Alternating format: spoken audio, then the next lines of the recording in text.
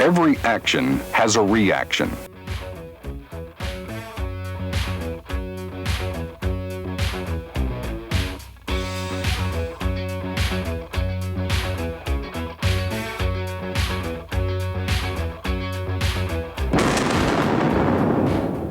There may be a physical or political reaction.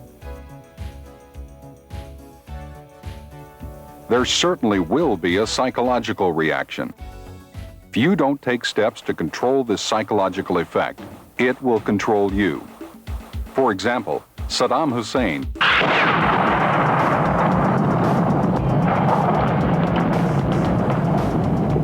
did not anticipate the nations of the world uniting to eject his troops from Kuwait. The art and science of controlling the psychological dimension of a situation is called psychological operations. Psychological operations, or PSYOP, is a supplementary weapon system that can increase the relative combat power of friendly forces and adversely affect the combat power of the opponent. This may be accomplished by attacking the identified vulnerabilities and susceptibilities of opposing forces through a planned and coordinated program.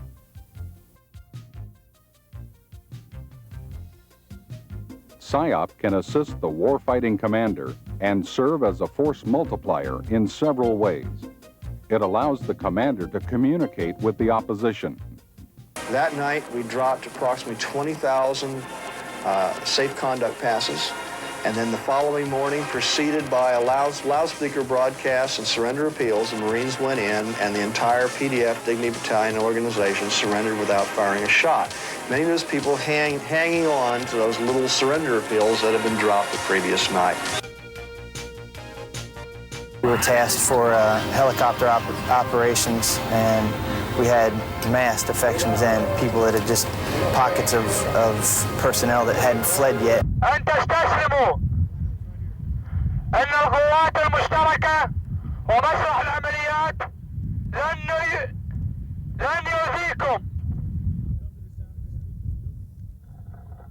تقدموا باتجاه ندائي.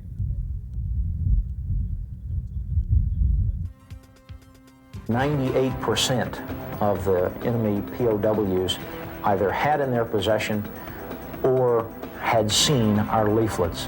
And of those, some 70% did what the leaflets told them to do: abandon their equipment, follow the procedures for surrendering, go south towards Mecca, to seek refuge across the border. Secondly, PSYOP assists the commander in communicating with non-combatants to ensure their safety. First thing we would do is we'd roll up with the rifle company. I'd get with the company commander, and we would decide that we were going to broadcast into the house to try to clear out innocents before we went and hit it. And in 3 or 4 cases, we took 50 or 60 people out of a house before the troops went in and cleared it.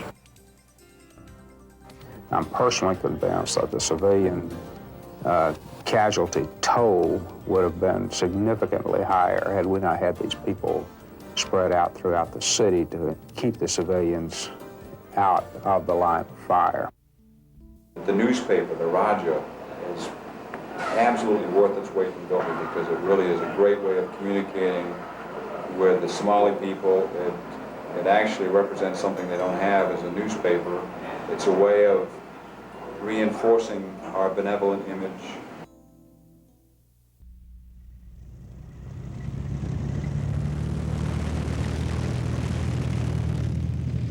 While the basic principle of psychological operations is that everything we say must be true, there are ways that PSYOP can assist with military deception at the strategic, operational, and tactical levels, amplifying the effects of deception operations.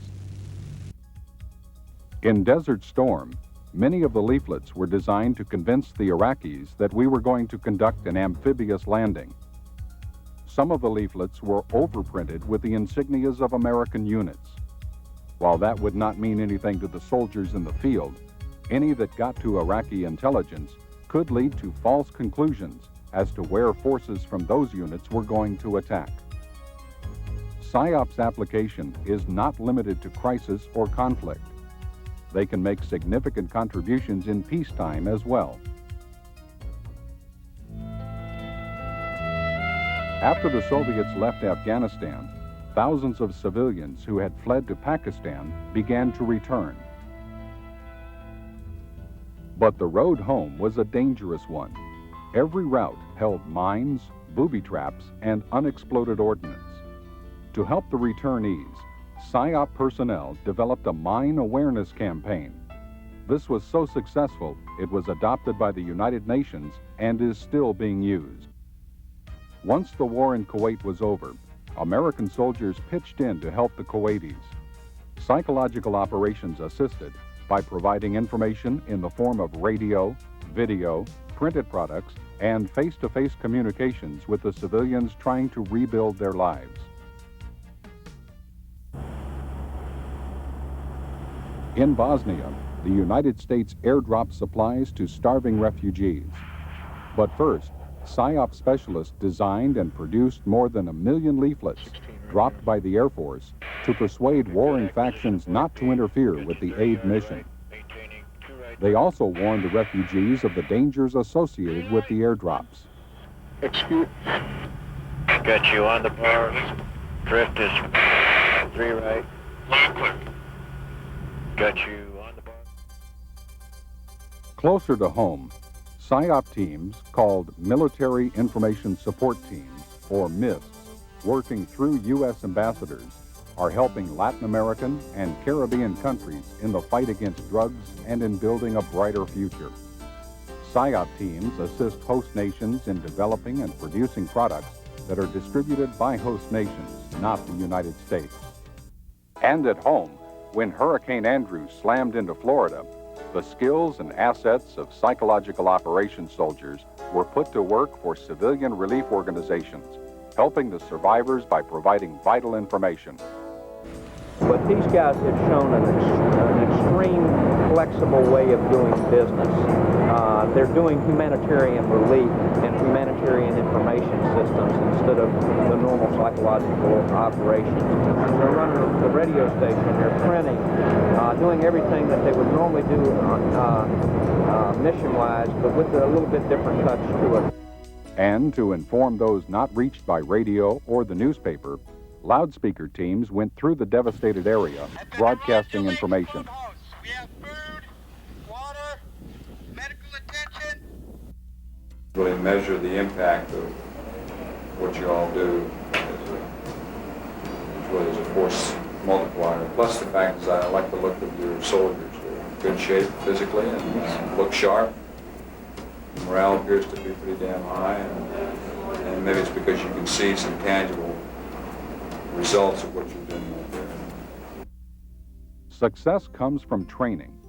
People who train for psychological operations train as soldiers first, but they also get intensive training in the skills needed to design and create effective products, including advanced individual training, basic and advanced NCO courses,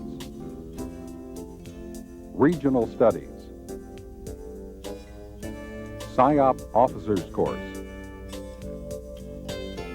languages, and a master's degree in international relations. It all gets put together when the chips are down somewhere in the world, and it gets put together from the top down. If we do have to go to war, the psychological operations are going to be absolutely a critical part of any campaign that we must get involved in. The first task is to determine what psychological operations is expected to accomplish. This must be in line with overall objectives, both up and down the chain of command. Then you have to analyze the audience, who they are, what appeals to them, what are they afraid of. PSYOP uses a cadre of experts for this purpose. Is it is also very easy in PSYOP business for us to think of people again in our own image with our own experience. In Saudi Arabia, where the kind of message that I would have thought of putting in a PSYOP pamphlet was not what a Saudi and a Muslim would have thought. So I think it really, I guess, probably underscores the challenge of psychological operations. It isn't an easy business. It is one that is very complex because you need to understand a hell of a lot about the culture of the country that you're in, the history of it, who the faction leaders are. I mean, you really have to become politically very sophisticated in the PSYOPs business and culturally sophisticated to be able to run an effective PSYOPs program. Next, the products must be designed and produced. The guiding principle in creating products is that it must be true and credible. All of the news that we broadcast on Voice of the Gulf was taken from major news agencies like United Press International, Associated Press, and Reuters. In addition to that, we also aired testimonials from Iraqi prisoners, which urged their soldiers, their fellow soldiers, to come south, to surrender, to defect, and all of this was done on their part voluntarily. We tied not only the broadcast product, but the leaflet drops to the air campaign against the sector and regional operations center. And basically the message was, don't turn on your radars. And if you do, we will blow you away. And of course, that's exactly what we did. Our objectives are clear. Saddam Hussein's forces will leave Kuwait. The legitimate government of Kuwait will be restored to its rightful place, and Kuwait will once again be free. All psychological operations need to support national objectives. This means that PSYOP must be approved throughout the chain of command. In peacetime, the U.S. ambassador to the country in question is part of that approval chain. In wartime, the PSYOP objectives flow from the National Command Authority through the Unified Command Sync, who will normally be given PSYOP approval authority. Whenever possible, PSYOP products should be tested before they are distributed. Only after all this is done can the most visible part, the actual dissemination, take place.